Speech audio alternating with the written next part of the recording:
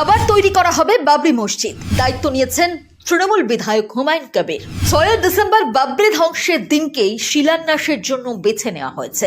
বাবরি মসজিদ ট্রাস্ট করা যাবে না জানালো স্বরাষ্ট্র মন্ত্রক। আবার শুরু হলো বিতর্ক। নতুন করে তৈরি করা হবে বাবরি মসজিদ, আর সেই মসজিদ নির্মাণ করার দায়িত্ব নিয়েছেন মুর্শিদাবাদের ভরতপুরের তৃণমূল বিধায়ক হুমায়ুন কবির। মসজিদ তৈরির প্রাথমিক প্রস্তুতি হয়ে গিয়েছে।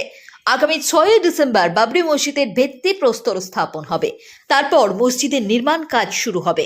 কিন্তু তারই মধ্যে কেন্দ্রীয় স্বরাষ্ট্র মন্ত্রক স্পষ্ট জানিয়ে দিয়েছে, বাবরি মসজিদের নামে কোনো ট্রাস্ট করা যাবে না। নাছোড়বান্দা হুমায়ুন কবির কয়েক দফা দৌড়ঝাঁপ করেছেন। স্বরাষ্ট্র মন্ত্রকের কঠোর অবস্থানে শেষ পর্যন্ত হুমায়ুন সিদ্ধান্ত বদল করেছেন। তিনি জানিয়েছেন, বাবরি মসজিদ আমরা নির্মাণ করবই, তবে ট্রাস্টের নাম বাবরি মসজিদ রাখা যাচ্ছে না। ট্রাস্টের নাম বদল করা হবে, তবে মসজিদের নাম বাবরি মসজিদই থাকবে। ঠিক কি নিয়ে বিতর্ক শুনুন। উত্তরপ্রদেশের অযোধ্যায় নয়, মুর্শিদাবাদের বেলডাঙ্গায় হুমায়ুন কবির নতুন একটি বাবরি মসজিদ তৈরি করবেন। তিনি গত বছরের 9 ডিসেম্বর ওই বাবরি মসজিদ নির্মাণ করার কথা ঘোষণা করেছিলেন। বাবরি মসজিদের জন্য একটি ট্রাস্ট গঠন করবেন বলেও তিনি জানিয়েছিলেন, কিন্তু নাম নিয়ে গোলমাল বাঁধল। তার জন্য তাকে পিছিয়েও আসতে হলো। ট্রাস্টের নাম বাবরি মসজিদ ট্রাস্ট রাখতে চেয়ে হুমায়ুন আবেদন করেছিলেন, কিন্তু কেন্দ্রীয় স্বরাষ্ট্র মন্ত্রকের পক্ষ থেকে স্পষ্ট জানিয়ে দেওয়া হচ্ছে, বাবরি মসজিদ নামে কোনো ট্রাস্ট গঠন করা যাবে না। তাই শেষ পর্যন্ত হুমায়ুন ট্রাস্টের নাম বদল করতে রাজি হলেন। সংবাদ মাধ্যমকে হুমায়ুন বলেছেন, 1.5 মাস আগে বাবরি মসজিদ ট্রাস্টের রেজিস্ট্রেশনের জন্য কলকাতায় স্বরাষ্ট্র মন্ত্রকের আঞ্চলিক কার্যালয়ে আবেদন করেছিলাম, কিন্তু সেখান থেকে বলা হয়েছে বাবরি মসজিদের নামে কোনো ট্রাস্ট করা যাবে না। তাই আমরা ট্রাস্টের নাম বদল করার সিদ্ধান্ত নিয়েছি। বাবরি মসজিদ হবে, সে নাম বদল করব না, শুধুমাত্র ট্রাস্টের নাম বদল করব।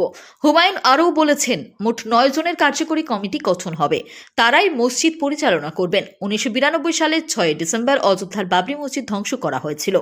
তাৎপর্যপূর্ণভাবে হুমায়ুন ঐতিহাসিক সেই 6 ডিসেম্বরকেই মসজিদের ভিত্তিপ্রস্তর স্থাপনের জন্য বেছে নিয়েছেন। আগামী 6 ডিসেম্বর মসজিদের ভিত্তিপ্রস্তর স্থাপন হবে।